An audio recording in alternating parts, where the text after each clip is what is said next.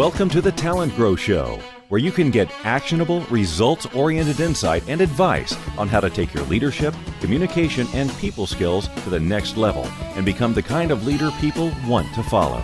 And now, your host and leadership development strategist, Halelly Azulay. Welcome back, Talent Growers. This is a solo episode of the TalentGrow Show, and I am Halelly Azulay, your leadership development strategist here at TalentGrow. On solo episodes, I riff about some topic that is related to my expertise, which is leadership, communication, emotional intelligence, and networking.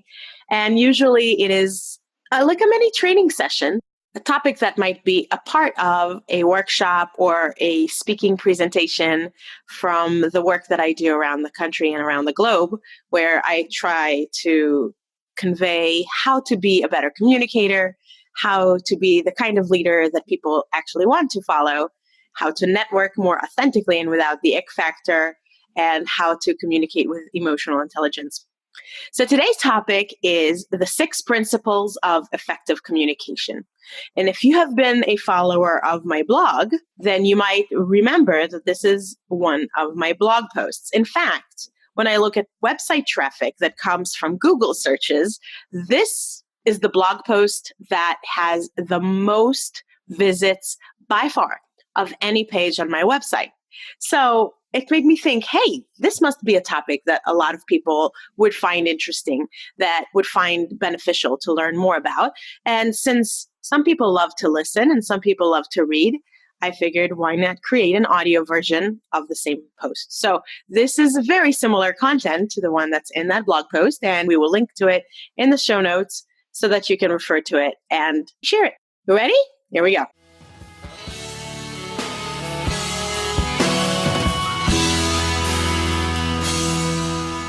We all have relationships in which we communicate with ease. And we all have relationships in which we feel like we're walking on eggshells, like we're always having to choose our words carefully. We want to try not to offend the person or make them become defensive. It's very natural for us to have to communicate in a very different way with different people. We have different chemistry with them. They have different personality types. So there isn't really a one-size-fits-all in terms of how to communicate effectively. And there's really never any way for us to fully level the playing field. But it's also possible to reduce the likelihood of defensiveness and to increase our success when we communicate with just about anyone, anywhere. And in my work, I help people communicate better. And it is never really something that is simple enough to reduce to the 3 this or the 6 that. But here are 6 principles that I do think are key to help you communicate more effectively. And they are in no particular order. I will tell you what the 6 are, and then we'll dive into each of them a little bit. So start with safety. 2, build trust. 3, listen to understand. 4, ask good questions. 5, create congruence. And 6, stay low on the ladder of inference. All right, let's get started with number 1, which is start with safety. And that means that you want to reduce threat. There's tons of information out there that says that in our brain, the number 1 function is first to keep us alive. And that means that our brain is always scanning information that comes in first from the perspective of, is this a threat? Is this something that's going to hinder my ability to keep me alive, to keep me safe? So when we talk about communication, that is something that is usually not going to be a threat to physical safety. But as I've mentioned elsewhere, what's amazing and that's coming out of the world of neuroscience and cognitive science is the information that shows that in our brain, social safety is held in high regard, pretty equal to that of physical safety. In other words, we can become triggered into a very defensive fight or flight kind of mode when we feel like our social standing, our social status is endangered or threatened. When we communicate with others, one of the reasons we often find ourselves walking on eggshells is because we have a sense that something that we're saying is triggering the other person's safety threat mechanism and reaction. So they go into fight or flight mode, which pretty much bypasses rational thinking, or at least hinders their ability to get back to rational thinking. We can always come back to rational thinking, in my opinion. When we get into that kind of fight or flight mode, we get very fidgety, our field of view narrows, our working memory gets reduced, we have fewer new insights, we become more pessimistic in our assumption about the other person's behavior and what it means towards us. We believe that it's for the worst. And when we are in that mode, it's really not a very good way to have a wonderful, productive conversation. So if you've threatened the other person, even unintentionally, or even if they rationally would agree that it's not a threat, if you've caused their brain to go into that fight or flight mode, that reactionary threat response mode, then you've already set yourself up for this communication to not go as well as you would have hoped. So this is why I say start with safety. And I'm going to link to an article that I have about how to reduce the threat response in the show notes. The second principle is that you need to build trust. I know it sounds really simple, build trust, but as we all know, trust is very hard to build. It seems like a very enigmatic, mysterious thing. How do we create trust with other people?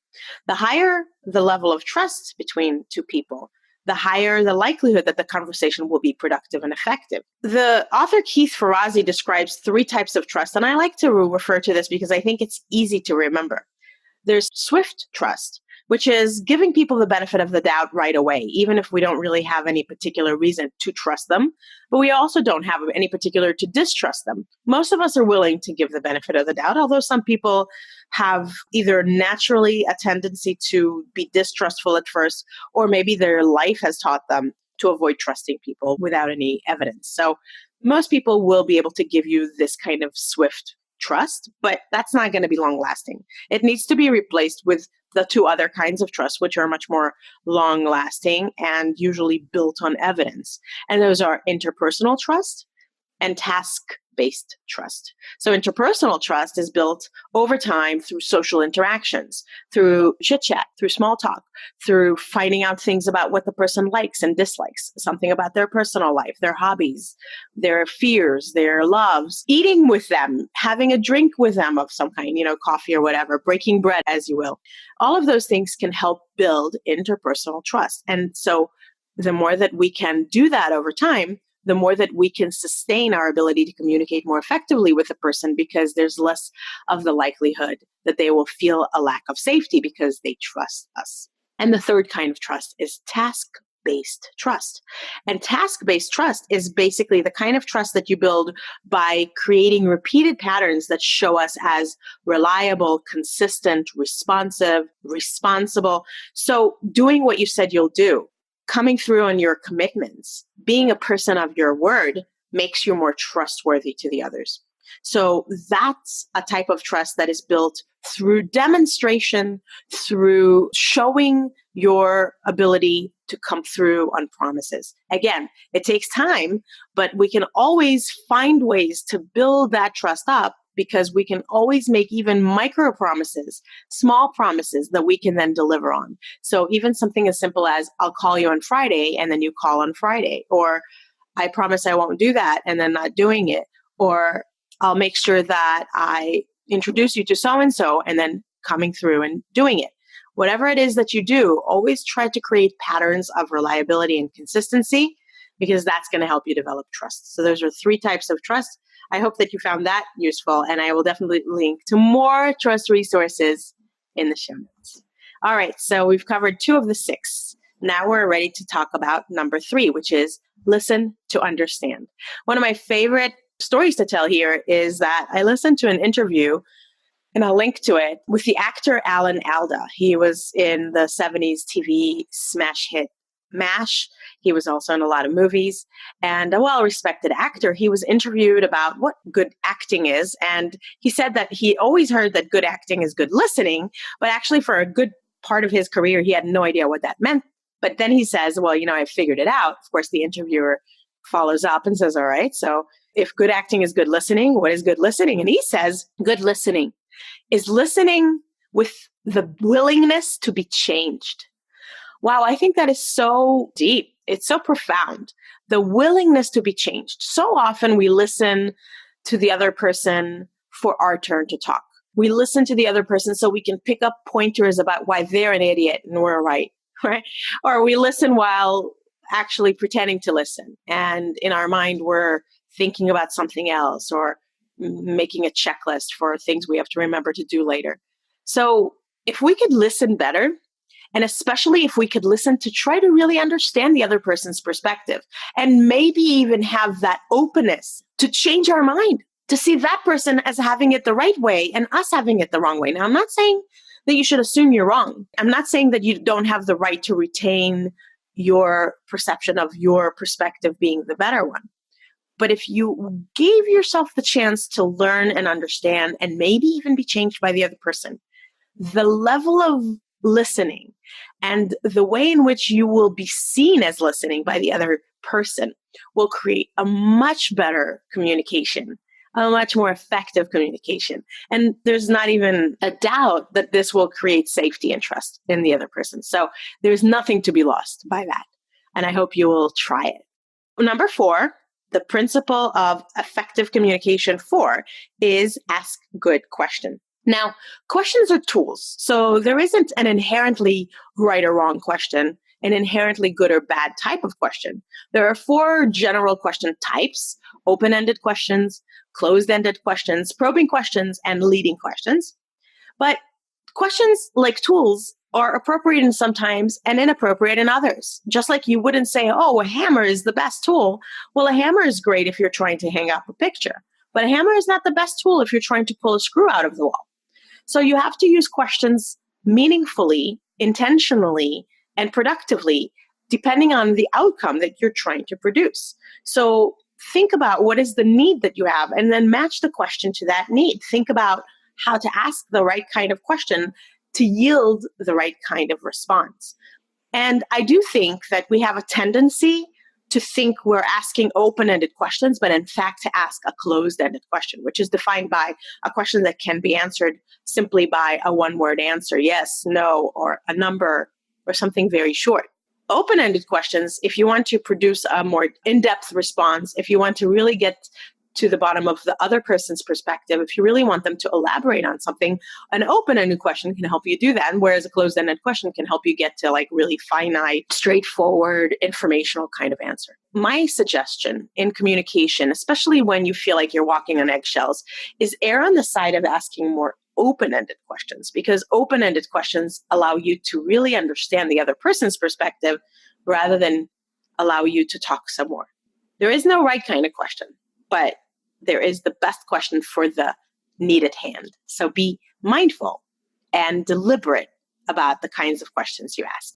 Effective communication principle number 5 is creating congruence between the verbal and the nonverbal part of your message. And I will link to more in-depth content about this I have on my blog. And the idea is that especially when you're communicating face-to-face. And let's face it, if you have the kind of communication that you're worried is going to go wrong, there's probably a reason why you're worried. Often because it's not something that's dry, fact-based, informational communication. Usually, there's some relationship aspect to that communication. There's some emotional layer to that communication. There's some trust and safety level of information that you want to make sure that you communicate the right way.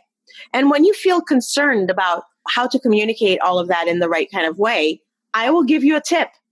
Writing it in an email or in a text message is probably the worst way to send that communication, because you're missing the opportunity for the richness of the nonverbal part of the communication and for the other person to really understand you in the way that you intended, by also being able to read your nonverbal communication in addition to the verbal words only communication. I suggest highly that for important communication that you feel might go wrong, that you really be biased towards creating a face-to-face opportunity as much as possible. And today we have video conferencing technology, so it actually doesn't even require you to be in the same geographic location. We can put in some kind of a Skype call, a Google Hangout, a Zoom, any kind of video conferencing call can help you, or even FaceTime, can help you put in the face and the voice into the words. Because we need to make sure that we have congruence between the verbal message and the nonverbal message. So imagine a situation where I say something like, I'm not angry. You can't even see me, but can you imagine what I look like when I say that? You can certainly hear in my voice that there is something that's incongruent between what the words are, the verbal message, which was simply, I'm not angry, and the nonverbal message. In my voice, you probably heard a very high pitch, a very loud and kind of abrupt sound with a lot of intensity. And if you were to see me in person, what might you see? You probably would see that I furrowed my brows. You probably would see that I'm not smiling. I'm probably hunching my shoulders. I'm probably crossing my arms. These are all part of the message that would say, wait a minute, she does look angry. She said I'm not angry, but she looks like she is.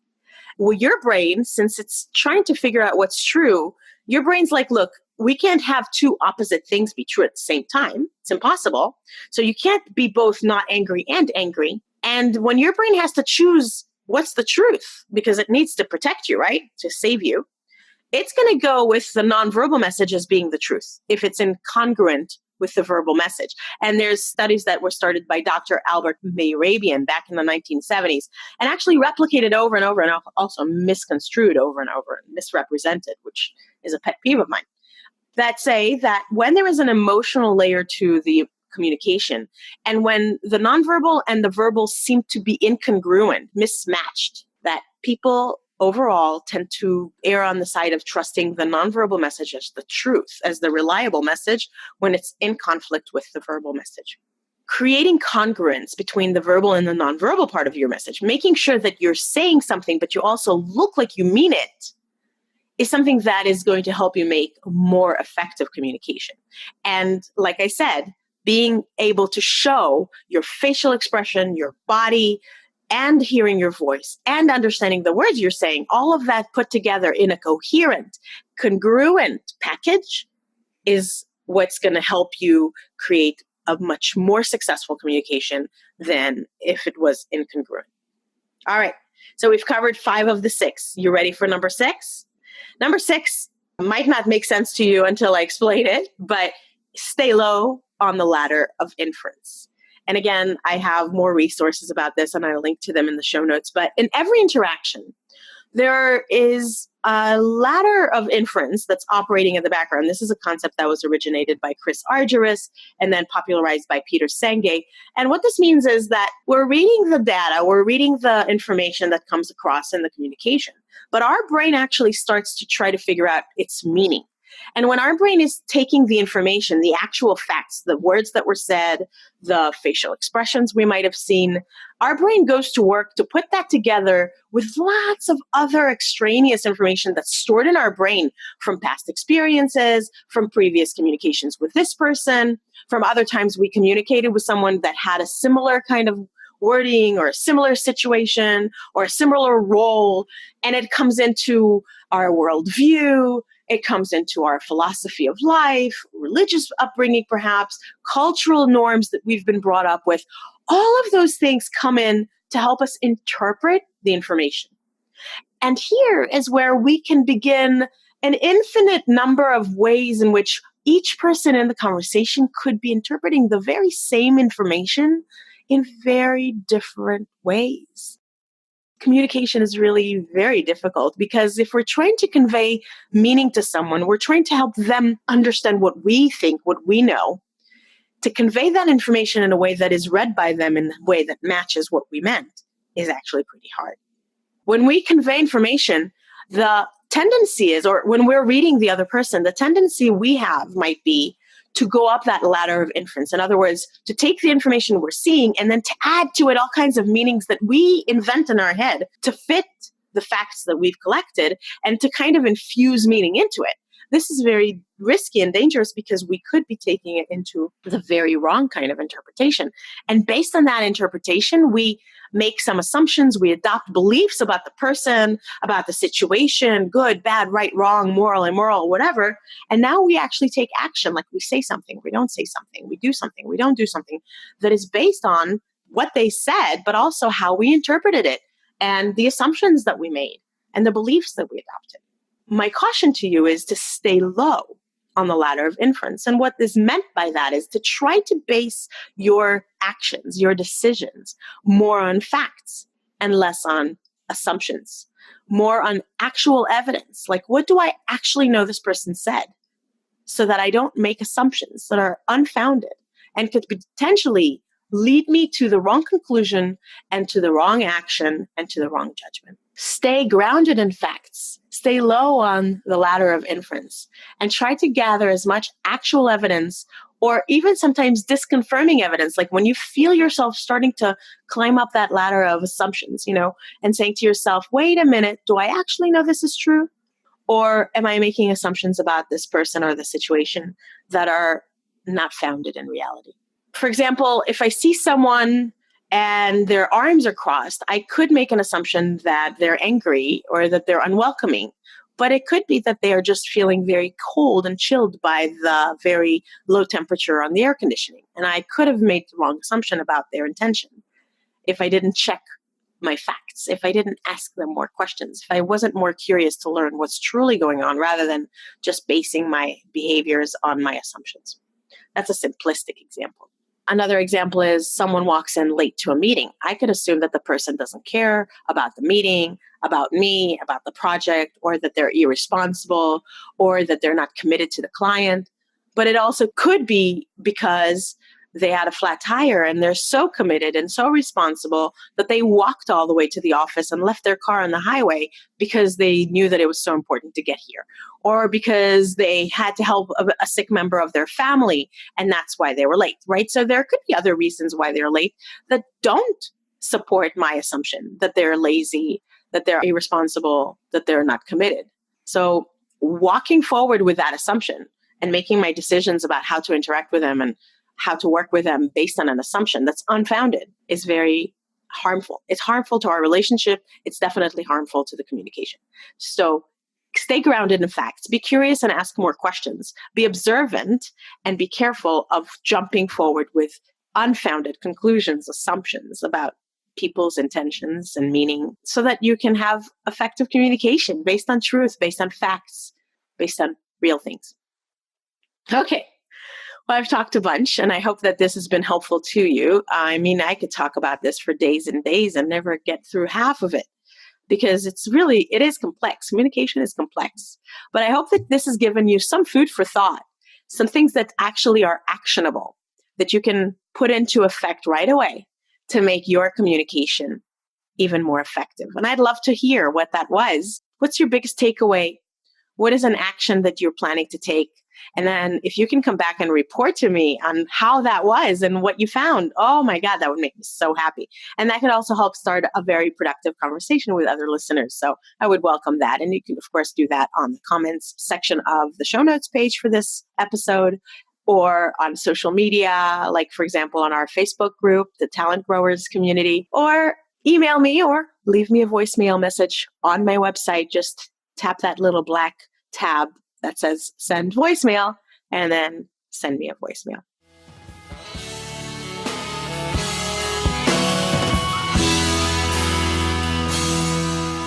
Well, that's it for another episode of the TalentGrow Show, a solo episode this time. And I'm Halelly Azulay, your leadership development strategist here at TalentGrow. I'm so glad that you came, that you listened, and I really hope that you will take action so that your communication will become more effective and that you will become a better leader of yourself and leader of others. Thank you for listening. And until the next time, make today great.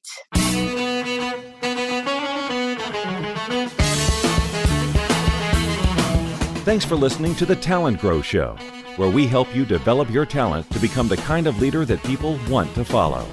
For more information, visit talentgrow.com.